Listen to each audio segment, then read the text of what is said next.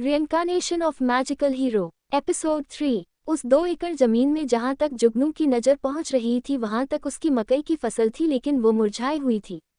उसके साथ काफ़ी ज़्यादा खरपतवार भी उगाई थी जो मिट्टी की ताकत खींच रही थी, जिससे फसल ठीक से बढ़ नहीं पा रही थी।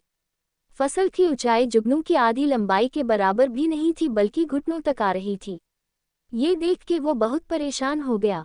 उसने सर पर हाथ रखकर कहा, दादाजी की तबीयत देखने के चक्कर में पिछले 2 महीने से मैं ये भूल ही गया था कि मुझे खेतों पर भी ध्यान देना है। लेकिन पता नहीं अब इस साल फसल कैसी होगी। मुझे तो ये भी नहीं पता कि ये ठीक से खड़ी भी हो पाएगी या नहीं, और अगर ऐसे ही चलता रहा तो शायद इस साल मुझे बीज और खाद खरीदने के लिए भी कर्जा लेना पड़ेगा। समझ नहीं आ रहा क्या करूं, अपनी फसल को कैसे बचाऊं। निराश जुगनू खेत के बीचों बीच बनी 2 समाधियों के पास चला गया और वहीं पर बैठ गया। उसे समझ ही नहीं आ रहा था कि वो करे तो क्या करे। सुबह तो वो बहुत खुश था, लेकिन अब खेत की हालत देखकर उसका पूरा मूड खराब हो गया। जिन समाधियों के पास वो इस वक्त बैठा हुआ था वो उसके पिता रामकिशोर तिवारी और उसके दादा रामखिलाड़ी तिवारी की थी। उसके यहाँ परंपरा थी कि पूर्वजों के दाह संस्कार के बाद उनकी अस्थियां और राख नदी में बहा दी जाती थी, लेकिन जरा सी राख बचा ली जाती थी। उसी राख से उनकी याद में उनके खेतों या जमीन पर उनकी समाधि बना दी जाती थी, जिससे आगे की पीढ़ियां उन्हें याद रखें। पिता रामकिशोर की समाधि काफी ज्यादा घास, छोटे छोटे पौधों और झाड़ियों से घिरी हुई थी। ऐसा लग रहा था कि यहाँ बरसों से कोई नहीं आया। लेकिन ठीक उसके बगल में दादा रामखिलाड़ी की समाधि अभी काफी नई लग रही थी और उसकी मिट्टी भी ठीक से सूखी नहीं थी। जुगनू अपने साथ जो दिया बाती का सामान लेकर आया था वो झोले से बाहर निकाला। उसने मिट्टी के उन देव में घी भरा और रुई को हथेलियों में मसल के बातियां बनाई। लंबी लंबी रुई की बत्तियां देव में भरे घी में डुबोने के बाद उसने एक हाथ से माचिस जलाए और दूसरे हाथ से हवा को रोका। फिर दोनों में लौ जला दी। उसने जलते हुए दिए समाधियों पर रख दिए और हाथ जोड़कर भगवान से प्रार्थना करने लगा, हे भगवान, मेरे स्वर्गीय दादाजी और पिताजी की आत्मा को शांति देना, उन्हें खुश रखना। जुगनू थोड़ा भावुक हो गया। उसकी आंखों के सामने बचपन से अब तक का सफर दिखाई दे रहा था। उसे अपने पिता का चेहरा तो याद नहीं था, लेकिन इतना जरूर याद था कि जब वो छोटा था तो वो हमेशा उसे कंधों पर उठाकर गांव में घुमाया करते थे और वो बहुत खुश होता था। दादा तो जुगनू से बहुत प्यार करते थे, इतना कि उन्होंने उसी को अपनी जिंदगी का केंद्र बनाया हुआ था। उन्होंने जिंदगी में जो कुछ भी किया वो सिर्फ उसके लिए किया। उन्होंने खुद कम दर्द नहीं देखे थे। बहुत सारी तकलीफें उनकी जिंदगी में आई, लेकिन उन्होंने हमेशा अपने पोते को खुशियां देने की कोशिश की। उसे वो दिन याद आ रहा था जिस दिन दादाजी यानी रामखिलाड़ी बीमारी की वजह से बिस्तर से लग गए थे। उस दिन उन्होंने कहा था, जुगनू, मेरी दवा की खातिर पैसा ना खर्च करियो, जिन पैसन को तोहे बचा के रखनो चाहिए। मेरे जीवन का क्या भरोसा आज है कल नाए। अगर ये पैसन तोहार पास रहेंगे तो तोहार शादी में और आगे के जीवन में बहुत काम आवेंगे। याद करते हुए उसकी आंखों से आंसू निकलने लगे। सच में रामखिलाड़ी ने अपने जीवन में काफी बुरे दिन देखे थे। उनका बेटा रामकिशोर भरी जवानी में मर गया। उन्हें बुढ़ापे में खुद खेतों में मजदूरी करके पोते को पालना पड़ा। ऊपर से बहू भी अपने आशिक के साथ घर से भाग गई तो घर देखने वाली भी कोई नहीं थी, कोई रिश्तेदार भी नहीं था। वो और उनका पोता अकेले ही अपने हाल पर इस दुनिया में रह गए। जुगनू ने खुद को संभाला और उठकर रामखिलाड़ी की समाधि के और करीब जाकर बैठ गया, जैसे वो अपने दादा को महसूस करना चाहता हो। उसने कहा, आप चिंता मत कीजिए दादाजी, आप देखिएगा, मैं हमारे परिवार की मान मर्यादा और बढ़ाऊंगा। हमारे परिवार का नाम सिर्फ इस गांव में ही नहीं, आसपास के बहुत सारे गांवों में इज्जतदार खानदान के रूप में लिया जाएगा। मैं कसम खाता हूं कि जब तक हमारे परिवार का नाम सबसे ऊंचा ना कर दूं तब तक चैन से नहीं बैठूंगा। थोड़ा आगे की तरफ झुककर वो दादा की समाधि से चिपक गया, जैसे उन्हें गले लगा रहा हो। कुछ देर तक वो वहीं बैठा रहा। वो सोच में डूबा था, क्या किया जाए इस मकई की फसल के लिए, जिससे मेरे खेत भी ऊंचे और हरे भरे होकर लहलहाएं। इनमें पीले पीले मोती जैसे दानों जड़े हजारों भुट्टे लगे। उद्धरण चिन्ह। तभी उसे श्री याद आई। उसके परेशान चेहरे पर एक लंबी सी मुस्कुराहट फैल गई और उसने सर पर हल्के से मारते हुए कहा, अरे मैं इतना बेवकूफ़ कैसे हो सकता हूँ। मेरे पास चिराग का जिन है और मैं परेशानियों में डूबा हुआ हूँ। मुझे अभी के अभी देखना चाहिए, शायद शीरी के बाजार में मेरे लिए ऐसी चीज़ हो जिससे ये परेशानी भी हल हो सके। वैसे भी शीरी के पास मेरी हर समस्या का कोई ना कोई इलाज जरूर होता है। इतना कहकर उसने शीरी को याद किया और सामने हवा में हजारों रंग बिरंगे बिंदुओं से एक औरत का चेहरा बनने लगा। फिर एक वर्चुअल स्क्रीन उभर आई। वो सौदागर शीरी के बाजार में अलग अलग चीज़ों को ढूंढने लगा। तभी उसे याद आया कि एक खेती बाड़ी का बॉक्स भी उसने इस बाजार में देखा था, शायद यहाँ उसे कुछ जरूरी सामान मिल जाए। उसने खेती बाड़ी वाला बॉक्स खोज के उसे खोला। बॉक्स के खुलते ही श्री की आवाज आई, बाजार में आपका फिर से स्वागत है, कहिए इस बार मैं आपकी क्या मदद कर सकती हूँ। जुगनू ने कहा, श्री क्या तुम मेरी इस मकई की फसल को ठीक से उगाने में मेरी मदद कर सकती हो? कोई ऐसा रास्ता दिखा सकती हो जिससे इस साल की फसल बिल्कुल भी बर्बाद ना जाए और मैं इससे अच्छे खासे पैसे भी कमा सकूं। हवा में बने शीरी के चेहरे में हरकत हुई, वो हल्का सा हिल रहा था। शीरी बोली, जब तक आपके पास क्रेडिट पॉइंट है आपको चिंता करने की कोई ज़रूरत नहीं है, मेरे पास आपकी सारी समस्याओं का हल है। आप चाहे तो सिस्टम से मकई का स्पेशल खाद खरीद सकते हैं जिसे डालते ही आपकी फसल बहुत ज़्यादा मजबूत और बड़ी ऊंचाई तक उगने लगेगी और कुछ ही दिनों में पकने के बाद आपको इसकी बहुत अच्छी कीमत मिलेगी। इसकी खास बात यह रहेगी कि फसल को पकने में ज़्यादा लंबा वक्त नहीं लगेगा। जुगनू मन ही मन मुस्काया और उसने कहा, मुझे पता था श्री तुम्हारे पास मेरी इस मुसीबत का भी हल तो होगा ही और मैं बिल्कुल सही था। ठीक है, मुझे ये जादुई खाद दे दो। श्री ने उस खाद को स्क्रीन पर दिखाया जहां पर उसके नीचे लिखा था कि इस खाद को इस्तेमाल करने के बाद फसल 100 गुना जल्दी से उग जाती है और उसके साथ साथ इस फसल की क्वालिटी बाकी फसलों से ज़्यादा बेहतर रहती है। जो भी फसल इस खाद से बनती है वो ज़्यादा अच्छी, मीठी और भारी होती है। बगल में इस खाद के दाम भी लिखे हुए थे। 2 किलो खाद की कीमत 1 क्रेडिट पॉइंट थी। इसका मतलब जुगनू को अगर 10 किलोग्राम खाद चाहिए होगी तो उसके लिए उसे 5 क्रेडिट पॉइंट खर्च करने होंगे। मुझे नहीं लगता कि 10 किलो खाद मेरे पूरे खेत की फसल के लिए काफ़ी होगी, कम से कम 20 किलो खाद की ज़रूरत तो मुझे होगी। लेकिन अगर उसने 20 किलोग्राम खाद खरीदी तो उसे पूरे 10 क्रेडिट पॉइंट देने होंगे। इस बात से उसका दिल दुख रहा था क्योंकि धीरे धीरे उसके क्रेडिट पॉइंट कम होते जा रहे थे, लेकिन इस वक्त ये खाद खरीदना बहुत ज़रूरी था। उसने भारी मन से कहा, श्री मुझे 20 किलो खाद चाहिए। इस साल बहराइच में बारिश बहुत कम हुई थी, इसलिए किसी की भी फसल अच्छी नहीं होने वाली थी और अब तो जुलाई का महीना भी खत्म होने आया था। ऐसे में अगर वो ये खाद ना खरीदता तो उसकी पूरी फसल बेकार चली जाती। थोड़ी ही देर में 20 किलो खाद सामने था। जब उसने झुककर अपनी जमीन की तरफ देखा तो पता चला कि कम बारिश की वजह से उसकी जमीन भी काफ़ी सूखी है। ऐसे में उसे खेतों में पानी देने की भी ज़रूरत पड़ेगी, लेकिन न ही उसके पास इतना पानी था और न ही समय कि वो जल्द से जल्द 2 एकड़ खेत में पानी लगा सके। इसीलिए इस बार भी उसने मदद के लिए करिश्माई सौदागर श्री की तरफ देखा और फिर से उसके बाजार में किसी ऐसे औजार की खोज करने लगा जिससे पूरे खेत में फटाफट पानी पहुंचाया जा सके। आखिरकार उसे एक ऐसा औजार मिला। इसकी खासियत यह थी कि इसे इस्तेमाल करने वाला अपने हिसाब से सेटिंग करके कितना पानी कब और कितनी बार पहुंचाना है ये भी तय कर सकता था, वो भी कम पानी की खपत में। उसने बिना वक्त गंवाए श्री से कहा, श्री मुझे ये औजार भी चाहिए। श्री ने देते हुए कहा, ये औजार आपको 20 क्रेडिट पॉइंट पर दिया जाएगा। जुगनू ने क्रेडिट पॉइंट की चिंता ना करते हुए ये भी खरीद लिया, क्योंकि वो जानता था कि वो कुछ ना कुछ करके और क्रेडिट पॉइंट हासिल कर ही लेगा और अगर आखिरकार कुछ भी न हुआ तो फिर से जंगल जाकर बहुत सारी लकड़ियां ले आएगा और उनका सौदा करके श्री से फिर कुछ क्रेडिट पॉइंट हासिल कर लेगा। खेतों में पानी लगाने का औजार और खाद मिलने के बाद उसने सबसे पहले पूरे खेत में पानी लगाया ताकि ज़मीन थोड़ी नरम हो जाए और उसके बाद जादुई खाद को धीरे धीरे खेत में छिड़कना शुरू किया। देखते ही देखते आधे घंटे में उसकी आंखें हैरत के मारे फटी की फटी रह गईं। जो फसल कुछ देर पहले मुरझाई सी थी वो अब धीरे धीरे हरी भरी होकर खड़ी हो गई थी और हवा के साथ लहलहा रही थी। यही नहीं, फसल के आसपास जो खरपतवार उगी हुई थी वो भी अपने आप हटने लगी थी। जुगनू को ये तो पता था कि ये जादुई खाद डालने से उसकी फसल अच्छी हो जाएगी, लेकिन जो आसपास की खरपतवार थी उसका हट जाना उसके लिए किसी बड़े चमत्कार से कम नहीं था, क्योंकि इससे उसकी काफ़ी सारी मेहनत बच गई थी। उसने एक पौधे से अधपकी मकई बाहर निकाली और उसे छू कर देखा। उसका बीज काफ़ी मोटा और रसदार था, खा के देखा तो मीठा भी था। जुगनू की आंखों में खुशी की चमक आ गई। जिस तरह खरपतवार कम हो रही थी उसे देखकर ऐसा लग रहा था कि अगले 1-2 दिन में ये अनचाही घास अपने आप ही पूरे तरीके से खत्म हो जाएगी। वो मुस्कुराया। उसने श्री से कहा, मुझे लगता है तुम बहुत जल्दी मुझे आलसी बना दोगी। अगर इसी तरह तुम मेरा सारा काम करती रही तो एक दिन मुझे खुद कुछ भी करने का मन नहीं करेगा। जुगनू की बात सुन श्री ने अपनी रोबोटिक आवाज़ में कहा, हमारे सिस्टम के बाजार में उसके लिए भी एक दवाई है जिसे खाकर आप आलस दूर भगाकर स्फूर्ति से काम कर सकते हैं। ये दवाएं आपको 2 क्रेडिट पॉइंट्स पर मिलेगी। श्री की बात सुन वो पेट पकड़कर हंसने लगा। वो काफ़ी खुश था, अब वो काफ़ी थक भी चुका था।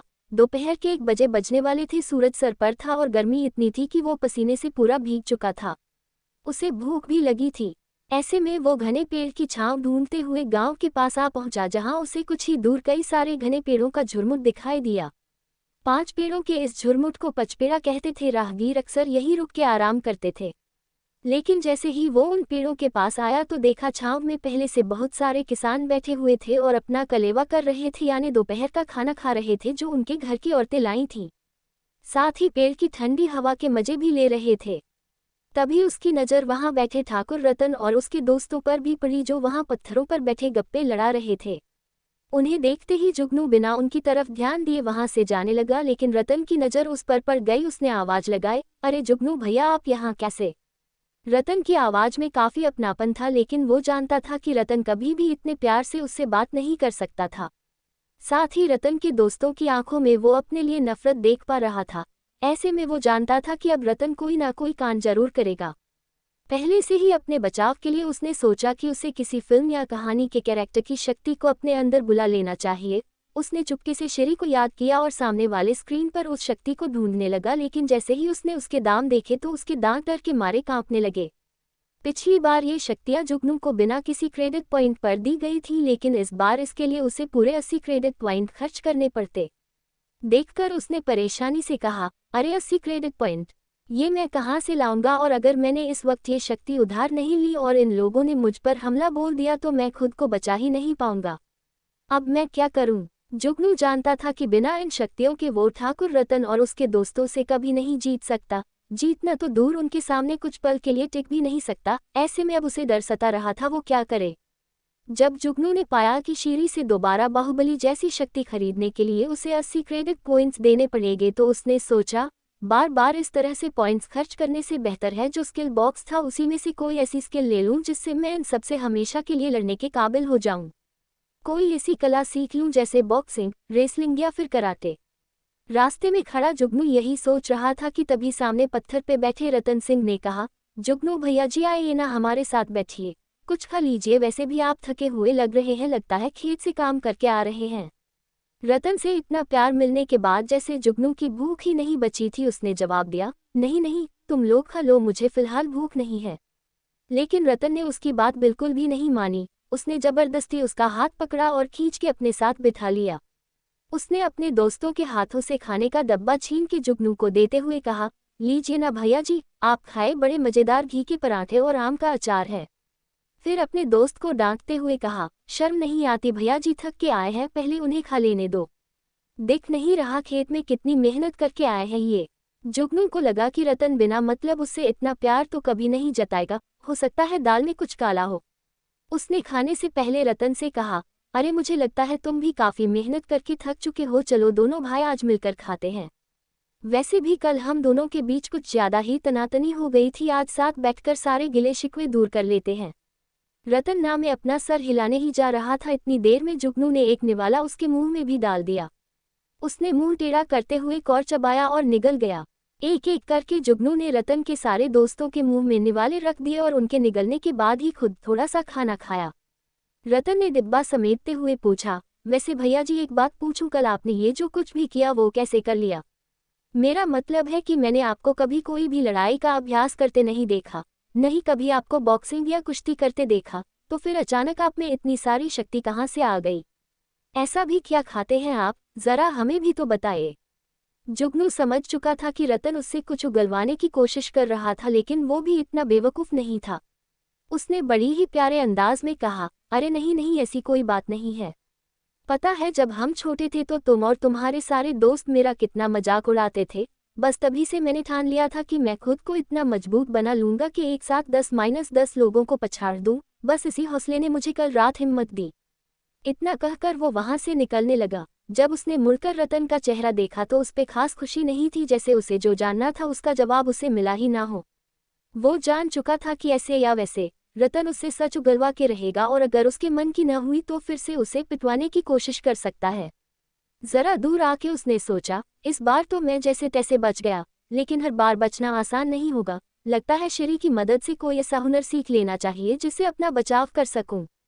एक जगह पेड़ के नीचे रुक के उसने शेरी को याद किया, और हजारों रंग बिरंगी बिंदुओं से श्री का चेहरा हवा में बनने लगा। एक ही सेकंड में उसके सामने स्क्रीन डिस्प्ले हो गई। श्री ने रोबोटिक आवाज में पूछा, मैं आपकी क्या मदद कर सकती हूँ? वो बोला, मुझे कुछ ऐसी स्किल सीखनी है जिससे मैं हमेशा अपनी रक्षा कई लोगों से कर सकूं। इसके लिए मुझे क्या करना होगा?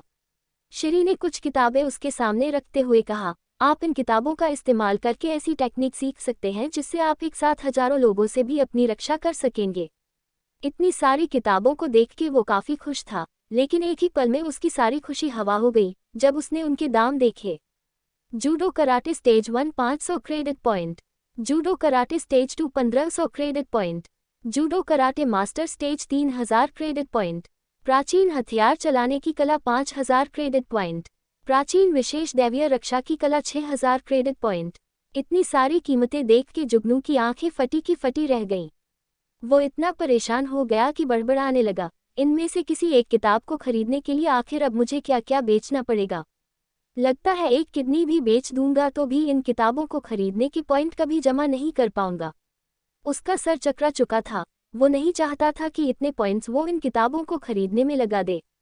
इससे तो बेहतर है कि जब भी जरूरत पड़े मैं 80 क्रेडिट पॉइंट पर उन शक्तियों को उधार ले लूं, चाहे सिर्फ 1 घंटे की उधारी पे ही सही। मैं लोगों से लड़ सकूंगा और अगर 3-4 बार भी मैंने इतने सारे लोगों को एक साथ हरा दिया तो फिर कोई भी मुझसे पंगा लेने की हिम्मत नहीं करेगा। हाँ, यही सही है, वरना पता नहीं 6000 क्रेडिट पॉइंट हासिल करने के लिए ये मुझसे क्या क्या करवाएगी। तभी श्री की चेतावनी सुनाई दी। इस बार आवाज थोड़ी कड़वी और कड़क थी। प्रिय खरीदार, आज आप अपनी अधिकतम सीमा तक पहुंच गए हैं। अब आगे किसी भी सौदे के लिए आपको पहले इस सिस्टम को गेहूं की 10 किलो ताजी घास बेचनी होगी, वरना आप सिस्टम के साथ कोई भी सौदा नहीं कर पाएंगे। साथ ही अगर आपने इस मिशन को पूरा किया तो सिस्टम की तरफ से एक बहुत अच्छा इनाम दिया जाएगा, लेकिन अगर आप इसे पूरा करने में नाकामयाब रहे तो आपको हर्जाना भी भरना पड़ेगा। पल भर के लिए उसे कुछ समझ नहीं आया, फिर उसने दिमाग लगाया, तब जाकर उसे पता चला कि उसने श्री से बहुत कुछ खरीद लिया है और अब उसे श्री को अपने साथ बनाए रखने के लिए उसकी डिमांड पूरी करनी ही पड़ेगी। लेकिन जो डिमांड श्री ने की थी उसे पूरा करना बहुत ज़्यादा मुश्किल था। आजकल लोग गेहूं की फसल की कटाई के बाद उसकी घास को वहीं खेत में सुखा के खाद की तरह इस्तेमाल कर लेते हैं। ऐसे में 10 किलो गेहूं की ताज़ा घास लाना बहुत मुश्किल था। उसका मन कर रहा था कि वो अपना सर कहीं जाके पटक दे, लेकिन अब श्री की डिमांड उसे पूरी करनी ही होगी क्योंकि वो उसके जाल में फंस चुका था। तभी उसने कुछ सोचा और श्री से पूछा, क्या गेहूं की फसल की घास लाना जरूरी है? क्या हम इसके बदले सूखी लकड़ियों का सौदा नहीं कर सकते? मैं तुम्हें 10 की जगह 20 किलो सूखी लकड़ियां लाकर दे दूंगा, ठीक? श्री की कठोर आवाज सुनाई दी, बिल्कुल नहीं। जो कुछ भी आपसे डिमांड किया गया है आपको वही देना पड़ेगा, वरना जैसा कि कहा गया था आपको सजा भुगतने के लिए तैयार रहना पड़ेगा। सजा के नाम से वो घबरा गया। वो जानना चाहता था कि आखिर श्री उसे क्या सजा देगी। उसने सोचा था कि शायद वो उसके दिमाग से हमेशा के लिए निकल जाए और उसकी कोई भी इच्छा पूरी ना करे, सौदा बंद कर दे, लेकिन जो श्री ने कहा उसे सुनकर उसके होश उड़ गए। अगर आप इस मिशन को पूरा करने में नाकामयाब रहते हैं तो आपके शरीर का एक हिस्सा आपसे अलग कर दिया जाएगा, यही होगी आपकी सजा। जुगनू डर के मारे 2 कदम पीछे चला गया और उसके मुंह से निकल गया, ये पागल हो गई है क्या? ऐसे थोड़ी होता है। मेरे शरीर में क्या उसको 2 की जगह 3 कान दिख रहे हैं? या दो नाक दिख रही हैं क्या, जो अपने हिसाब से कुछ भी अलग कर देगी? नहीं नहीं, ऐसा थोड़ी हो सकता है। मेरे शरीर में कोई भी हिस्सा एक्स्ट्रा नहीं है, मैं किसी भी हिस्से को नहीं खो सकता। जुगनू को अब समझ आया कि वो जिसे अपनी रक्षक समझ रहा था वो तो उसकी भक्षक है। उसे वो चिराग का जिन समझ रहा था जो उसके हुक्म मानेगी, लेकिन वो तो उसको गुलाम बन चुकी है। लेकिन फिलहाल उसका सबसे बड़ा सरदर्द यही था कि वो 10 किलो गेहूं की हरी घास कहाँ से लाए। थोड़ी हिम्मत जुटाते हुए उसने कहा, ठीक है, मैं पूरी कोशिश करूंगा। लेकिन फिर से श्री कड़क आवाज में बोली, कोशिश नहीं, आपको करके दिखाना है, वरना आपके शरीर का एक हिस्सा हमेशा हमेशा के लिए कटकर अलग हो जाएगा। बात अब जुगनू के हाथ से बाहर निकल चुकी थी। उसे किसी भी तरह 24 घंटे में घास का बंदोबस्त करना था। परेशान और थका हारा जुगनू घर वापस लौट रहा था। उसके दिमाग में सिर्फ एक ही चीज चल रही थी कि कहीं से भी उसे घास का बंदोबस्त करना है, वरना वो लूला या लंगड़ा हो जाएगा या फिर कनकटा नकटा या कुछ और हो जाएगा।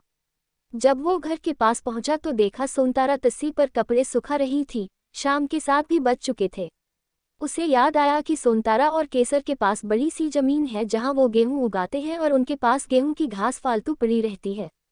यही सोचकर वो अपने घर की बजाय सोनतारा के घर चला गया, लेकिन वो पल भर के लिए फिर उसे देखता रह गया। सोनतारा ने साड़ी का पल्लू अपनी कमर में उरस रखा था। कपड़े धोने की वजह से उसे पसीना आ रहा था जो उसके शरीर से बूंद बूंद करके टपक रहा था। वो कपड़े झटक रही थी। वो कुछ पल उस खूबसूरत नज़ारे को देख ही रहा था कि सोनतारा ने कपड़े को जोर से झटका और पानी की कई बूंदें उसके मुंह पर आ पड़ी। वो होश में आ गया और उसे काम की बात याद आ गई। वो पास गया। अरे वाह भाभी, आपने तो बहुत अच्छे कपड़े धो दिए, शुक्रिया, आपने मेरे लिए इतना कुछ किया। जुगनू को वापस आया देख वो बहुत खुश हुई।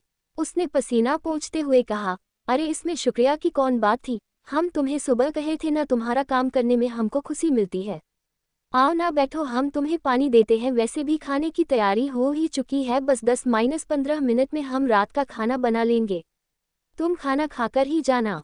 सोनतारा हर तरीके से उसे खुश करना चाहती थी ताकि उसे जो चाहिए था वो मिल जाए, लेकिन इस वक्त जुगनू के दिमाग पर हरी घास छाई थी।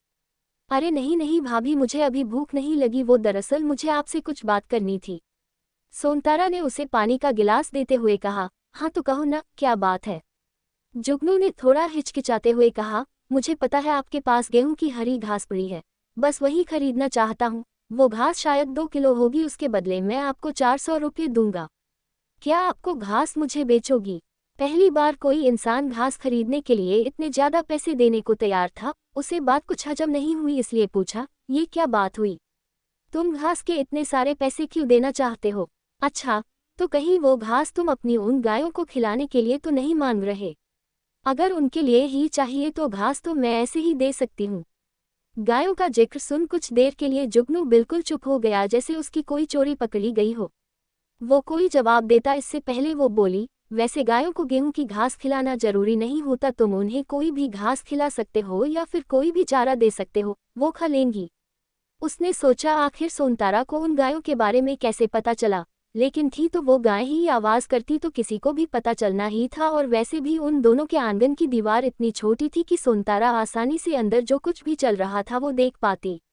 नहीं नहीं, ऐसी बात नहीं है भाभी, वो गायें तो मेरे दोस्तों की हैं। उसने मुझे खास कहा था कि गायों को मैं गेहूं की फसल की ताजी हरी घास ही खिलाऊं, उन्हें यही खाने की आदत है, इसलिए मैं आया था। वो सोनतारा को श्री के बारे में कुछ भी नहीं बताना चाहता था। अच्छा तो ये बात है, इसलिए तुम गेहूं का घास खोजने निकले हो, ठीक है कोई बात नहीं, ले जाओ।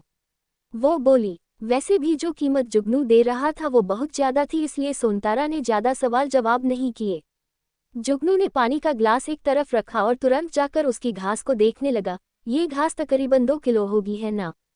सोनतारा ने कंधे उचकाते हुए कहा, पता नहीं, लेकिन जितनी भी है ले जाओ। वैसे भी ये तो बेकार यहीं पर पड़ा हुआ था, अच्छा होगा कि तुम्हारे काम ही आ जाए। जुगनू जेब से पैसे निकालकर गिनने लगा। ये देख सोनतारा उसके हाथों पर अपना हाथ रखते हुए थोड़ी नजदीक आकर बोली, इतनी भी क्या जल्दी है? इन पैसों को तुम अपने पास ही रखो, मैं तुमसे बाद में वसूल कर लूंगी, और क्या पता कभी तुम्हें मुझे ये पैसे देने की जरूरत ही ना पड़े। जब सोनतारा ने इतनी नजदीक आकर कान में कहा तो उसके बदन में कपकपी उठ गई, लेकिन वो मुफ्त में नहीं लेना चाहता था। उसने जोर देते हुए कहा, नहीं नहीं भाभी, आपको इसके पैसे तो लेने ही होंगे। सोनतारा हल्का सा मुस्कुराए और चुप रही, लेकिन फिर वो कुछ बोले तभी बोल पड़ी, ठीक है, अगर तुम कीमत देना ही चाहते हो तो ले लूंगी, लेकिन मुझे इसके बदले पैसे नहीं, कुछ और चाहिए देवर जी। पल भर के लिए जुगनू की बोलती बंद हो गई। उसके भी अरमान अब अंगाए ले रहे थे, लेकिन उसने ऐसे दिखाया जैसे वो समझा नहीं कि आखिर सोनतारा उससे ऐसा क्या मांगना चाहती है। सोनतारा घास की कुछ और ही कीमत मांग रही थी। जुगनू को लगा वो उसे कुछ इशारा दे रही है। उसने जानबूझकर पूछा, बताए ना आप क्या चाहती हैं भाभी, मैं आपके लिए क्या कर सकता हूँ? सोनतारा हंसने लगी, कुछ नहीं, बस तुम्हें मेरे सामने यहाँ बैठकर खाना खाना होगा, ये तो कर सकते हो ना तुम मेरे लिए। सुनकर जुगनू के अरमानों पर घड़ों पानी पड़ गया। फिर भी उसने सर खुशी से हिलाते हुए कहा, जी ये तो मैं जरूर कर सकता हूँ, इसके लिए आपको कहने की जरूरत नहीं थी, लेकिन आपके 400 रुपये मुझ पर उधार रहे, मैं बहुत जल्दी ये पैसे चुका दूंगा। जैसे ही मेरी फसल बिक जाएगी मैं आपको पूरे 500 रुपये लौटाऊंगा। अच्छा जी, तो अब तुम मुझे इन पैसों का ब्याज भी दोगे? तुम चिंता मत करो, शायद इसकी नौबत ही नहीं आएगी। इससे पहले ही मैं तुमसे कुछ हिस्सा मांग लूंगी जो मुझे चाहिए होगा, बस तुम मना मत करना। ठीक है, चलो अब ये सब बातें छोड़ो और खाना खा लो। बातें करते करते वो खाना बना चुकी थी। उसने खाना परोस दिया। आज उसने मक्के की रोटी, चने का साग और टमाटर की चटनी बनाई थी। सोनतारा ने अपनी भी थाली लगाई। दोनों ने पेट भर के खाना खाया। खाने के बाद जुगनू ने बड़ी सी डकार लेते हुए कहा, इस तरह तो आप मेरी आदत बिगाड़ देंगे भाभी, मैं खा खा के मोटा हो जाऊंगा। और वैसे भी कल से आप मेरा खाना मत बनाइएगा बेकार में, मैं आपके घर का राशन ही खत्म कर दूंगा। सुनकर वो बोली, ऐसी कोई बात नहीं है, तुम्हारे केसर भैया हर महीने शहर से 10,000 रुपये भेजते हैं, जो मेरे लिए बहुत बड़ी रकम है। मैं अकेली तो इतने सारे पैसे खर्च नहीं कर सकती, तो तुम्हें तो खिला ही सकती हूँ। खाने के बाद जुगनू 2 किलो घास लेकर वहां से चला गया। लेकिन अभी भी उसके सामने और 8 किलो गेहूं की घास जमा करने की चुनौती खड़ी थी। चलते हुए वो गांव के बीचों बीच आकर खड़ा हो गया। चौराहे पर बैठकर वो अपना सर पटकते हुए यही सोच रहा था कि आखिर और 8 किलो घास उसे कहाँ से मिलेगी।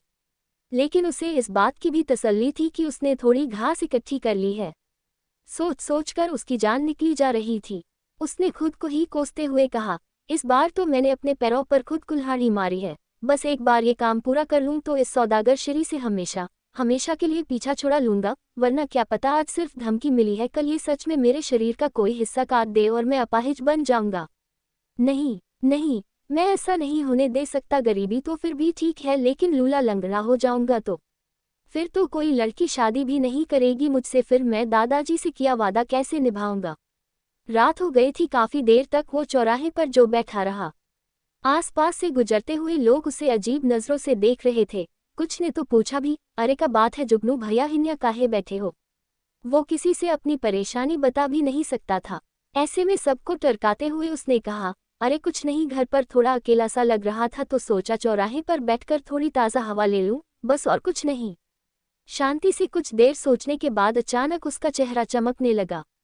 खड़े होते हुए वो एक दिशा में भागा और उसने खुद ही से कहा, मैं भी बहुत बड़ा गधा हूँ, ये कैसे भूल सकता हूँ कि दादाजी के इतने अच्छे दोस्त घनश्याम चाचा हैं। उनके भी तो गेहूं के ही खेत हैं, उनके पास तो कितनी सारी गेहूं की हरी घास पड़ी होगी। पता नहीं मुझे ये ख्याल पहले क्यों नहीं आया। भागते भागते वो भवानीपुर गांव के एक घर के सामने आकर रुका। दरवाजा खुला था, अंदर बिजली नहीं थी, अंधेरा था। पहले तो वो डर गया कि कहीं घनश्याम और उसके परिवार वाले गांव से बाहर ना गए हों, लेकिन तभी उसने आंगन में तुलसी किनारे एक जलता दीपक देखा तो उसे यकीन हो गया कि घर में कोई ना कोई तो जरूर मौजूद है। लेकिन इससे ज्यादा खुशी उसे तब हुई जब उसने आंगन में एक किनारे पर बहुत ज्यादा गेहूं की ताजी घास का ढेर देखा। उसने दरवाजा खटकाया और ऊंचे स्वर में आवाज लगाई, घनश्याम चाचा, अरे ओ घनश्याम चाचा, आप घर पर हो क्या। थोड़ी देर तक अंदर से कोई आवाज नहीं आई, कोई हलचल भी नहीं थी। ये देखकर उसने फिर सांकल खटकाए, इस बार थोड़ी और ऊंची आवाज में पुकारा, घनश्याम चाचा, अरे ओ घनश्याम चाचा, बाहर निकल आओ, 2 मिनट बात करनी है। आखिरकार एक बूढ़ा आदमी चिल्लाते हुए छड़ी के सहारे चलकर बाहर आता दिखा। आज से पहले शायद जुगनू ने अपने घनश्याम चाचा को देखकर इतनी खुशी कभी महसूस नहीं की थी जितनी कि आज कर रहा था। कौन है और इतनी रात को दरवाजा पीटने का क्या मतलब है। कौन मर गया है जो ऐसे जोर जोर से चीखे जा रहे हो। काफी अंधेरा था तो घनश्याम को कुछ दिख नहीं रहा था। उसने हाथ में एक लालटेन पकड़ रखी थी। लालटेन ऊपर उठा के जुगनू के चेहरे पर थोड़ी रोशनी डालते हुए उसने उसे पहचानने की कोशिश की। थोड़ी देर में ही उसे पहचानते हुए उन्होंने बड़े लाड से कहा, अरे जुगनू बेटा तुम, लेकिन इतनी रात गए मेरे घर पर, सब ठीक तो है। जुगनू इन सब बातों में अपना वक्त जाया बिल्कुल नहीं करना चाहता था। उसने तुरंत मुद्दे पर आते हुए एक सांस में कह डाला, हाँ हाँ चाचा, सब कुछ ठीक है, बस मुझे आपकी मदद की ज़रूरत थी। दरअसल मेरा दोस्त अपनी गाय मेरे घर पर छोड़कर गया है और उनके लिए मुझे गेहूं की ताज़ा घास के चारे की ज़रूरत है। आपका इस गांव का सबसे बड़ा गेहूं का खेत है, तो मुझे पता है आपके पास तो घास मिल ही जाएगी। कहकर उसने लंबी सांस ली। साथ ही उसने बगल में बड़े से घास के ढेर को लालच भरी नजरों से देखा। घनश्याम ने बड़े गर्व से कहा, हाँ हाँ, वैसे तो तुम बिल्कुल सही कह रहे हो। इस गांव का सबसे बड़ा गेहूं का खेत हमारा ही है। मुझे पता था चाचा, इसलिए तो आप ही के घर आया हूँ। वैसे बाजार में इस वक्त इस घास के आपको 200 रुपये किलो का भाव मिल रहा होगा, और आपके पास कम से कम 6 किलो घास तो है ही। मैं आपको पूरे 1200 रुपये दूंगा। सुनकर घनश्याम हैरानी के मारे कुछ देर तक खामोश होकर सोचने लगा, आखिर इस जुगनू को इतनी सारी घास की क्या जरूरत आन पड़ी, पैसे भी ज्यादा दे रहा है। गाय को तो कोई भी घास खिलाई जा सकती है, इसे गेहूं की घास ही क्यों चाहिए। लगता है बात कुछ और ही है। जुगनू सोच ही रहा था कि 6 किलो घास उसे घनश्याम चाचा से मिल जाएगी और 2 किलो उसे सोनतारा भाभी से मिल गई है, तो अब बस 2 किलो और घास का बंदोबस्त करना है, जिसके बाद वो श्री नाम की चुड़ैल से हमेशा के लिए छुटकारा पा लेगा। लेकिन तभी उसके ख्यालों के गुब्बारे को तोड़ते हुए घनश्याम फरमाया, बेटा मुझे माफ कर देना, लेकिन मैं ये घास तुम्हें नहीं पाऊंगा। मैं तो तुम्हें बिना पैसे ही ये घास दे देता, लेकिन मैं पहले ही ये किसी और को बेच चुका हूँ और उसने मुझे एडवांस में कुछ पैसे भी दे दिए हैं। अब अगर ये घास मैं तुम्हें दूं तो मेरी नाक कट जाएगी। उसूल की बात है, समझ रहे हो ना। जुगनू ने मन ही मन उस बुढ़े को गालियां देते हुए सोचा, मुझे सब पता है बुढ़े, तुझे सिर्फ पैसे चाहिए। अभी अगर ज्यादा पैसे फेंकूंगा तो देखना कितनी जल्दी दुम हिलाते हुए ये सारी घास मुझे बेच देगा। वो समझ गया कि घनश्याम उसकी मजबूरी का फायदा उठा रहा है, लेकिन उसे कुछ भी करके ये घास तो चाहिए ही थी, इसलिए उसने कहा, ये घास आपसे किसने खरीदी चाचा? तुम्हें तो पता है ये गांव के पास जो पेपरमिल वाले हैं वही तो ये घास मुझसे खरीदते हैं। उन्होंने कहा है कि 2-3 दिन में उनका ट्रैक्टर आके इसको उठा ले जाएगा। घनश्याम ने उदास चेहरा बनाते हुए कहा। अब जुगनू को पता चल गया था कि बिना ज्यादा पैसे का लालच दिए वो घास नहीं ले जा पाएगा, इसलिए उसने कहा, एक बात बताइए चाचा, ये पेपरमिल वालों ने आपसे कितने रुपए में इसका सौदा किया है? चाचा ने थोड़ी गिनती करने के बाद फिर कहा, उन्होंने मुझसे 1500 रुपये में ये घास खरीदी है। जैसे ही जुगनू ने ये सुना उसने तुरंत अपनी जेब में हाथ डाला और पैसे निकालते हुए कहा, ठीक है चाचा, तो मैं आपको इन घास का 1200 रुपयों की जगह पूरे 2000 रुपये दे रहा हूँ। अब तो आप ये घास मुझे बेचेंगे ना?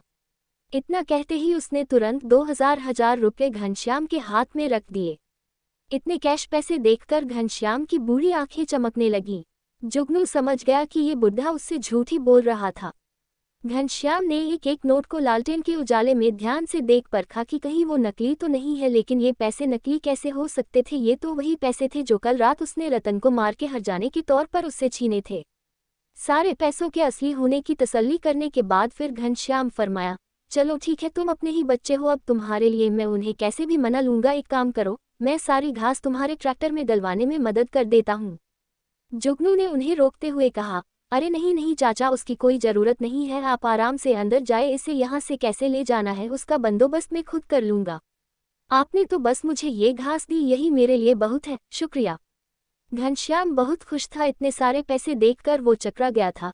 दरअसल उस पेपरमिल के मालिक से भी उसने 1200 रुपयों का ही सौदा किया था, लेकिन जुगनू की ज़रूरत को परखते हुए उसने दाम बढ़ा दिया और उसे बैठा बिठाए पूरे 800 रुपयों का मुनाफा हो गया। ये बात जुगनू भी जानता था, लेकिन उसके लिए इस वक्त 800 रुपयों से ज़्यादा कुछ और मायने रखता था। जाते हुए घनश्याम रुक गया, अरे जुगनू बेटा, वैसे तुमने खाना वाना खाया कि नहीं? अगर नहीं खाया तो आ जाओ अंदर, मैं तुम्हें अच्छी सी रोटी और साग खिलाता हूँ। आज ही तुम्हारी चाची ने ताज़ा ताज़ा मक्खन भी निकाला है। पता है बचपन में कैसे हमारे घर आ जाया करते थे खाना खाने के लिए, जब तुम अपने दादा के हाथों के खाने से ऊब जाते थे। जुगनू की दिलचस्पी इस वक्त उसकी बचपन की यादों में बिल्कुल नहीं थी, इसलिए घनश्याम को वहां से इज्जत से भगाते हुए उसने कहा, अरे नहीं नहीं चाचा, आप जाकर आराम से खा लीजिए, मैं तो कब का खा चुका। घनश्याम के जाने के बाद जुगनू बोला, मुझे पता है कि आज मुझे इतनी इज्जत क्यों दी जा रही है। पूरे गांव को पता है कि कल रात को क्या हुआ था, इसलिए आपके मुंह से इतनी मिश्री टपक रही है। आपने भी मौके पे चौका मार के ज्यादा कमा लिया। जुगनू अभी भी उनके आंगन में खड़ा था, उसने अगल बगल देखा कि कहीं कोई देख तो नहीं रहा। जब तसल्ली हो गई तो उसने श्री को याद किया। कुछ चमकीले छोटे छोटे सुनहरे बिंदु आपस में जुड़ते हुए हवा में चेहरा बन गए। वो चेहरा कुछ कम सुंदर नहीं था, लेकिन जुगनू उससे बहुत नाराज था, इसलिए उसने थोड़े नाराज अंदाज में ही कहा, क्या तुम इसे ले जाने में मेरी मदद कर सकती हो? जैसे ही उसकी बात खत्म हुई श्री की रोबोटिक आवाज सुनाई दी, क्यों नहीं। देखते ही देखते आंखों के सामने जो बड़ा सा घास का ढेर था वो गायब हो गया।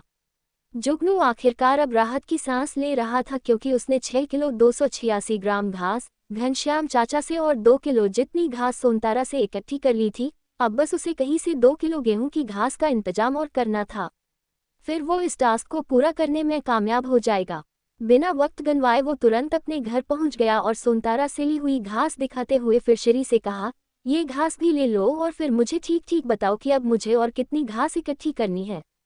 फिर से कई रंग बिरंगे बिंदुओं से बना श्री का चेहरा उसकी आंखों के सामने आया और वर्चुअल स्क्रीन पर सोनतारा वाली घास का वजन होने लगा। ये 2 किलो 43 ग्राम घास थी। सारा हिसाब लगाकर श्री ने जुगनू से कहा, अब बस तुम्हें 1 किलो 674 ग्राम इकट्ठा करनी ही बाकी है। वाकई तुमने बहुत अच्छा काम किया है, बधाई हो। इस वक्त तो श्री की तारीफ भी जुगनू को बिल्कुल अच्छी नहीं लग रही थी, बल्कि उसे इस बात की चिंता थी कि अब बाकी की 1670 ग्राम घास वो कहाँ से लाएगा। रात के 9 बज रहे थे, उसके पास ज़्यादा वक्त नहीं था, इसलिए उसने अपनी साइकिल बाहर निकाली और आसपास के गांव में और घास ढूंढने के लिए निकल पड़ा। भवानीपुर के आसपास 3 गांव थे, टेकड़ी, बिछया और नयनपारा। जुगनू साइकिल से तीनों में चक्कर लगा के आ गया, लेकिन उसे कहीं भी गेहूं की घास नहीं मिली। आखिरकार रात को 1 बजे थक हार के वो अपने गांव की सीमा के पास ही पुलिया पर बैठ गया। उसने खुद से ही कहा, लगता है सारी गेहूं की घास पेपर मिल वाले पहले ही उठाकर ले जा चुके हैं। ये तो मेरी किस्मत अच्छी थी जो घनश्याम चाचा से मुझे इतनी घास मिल गई, लेकिन अब क्या होगा? बाकी की घास का इंतजाम मैं कहाँ से करूँगा? वरना शीरी मुझे अपाहिज बना देगी। ये सोच के उसकी आंखों के आगे अंधेरा छाने लगा। Thank you for listening. Like और कमेंट करना ना भूलें और मोर स्टोरीज के लिए सब्सक्राइब करें। मिलते हैं नेक्स्ट वीडियो में।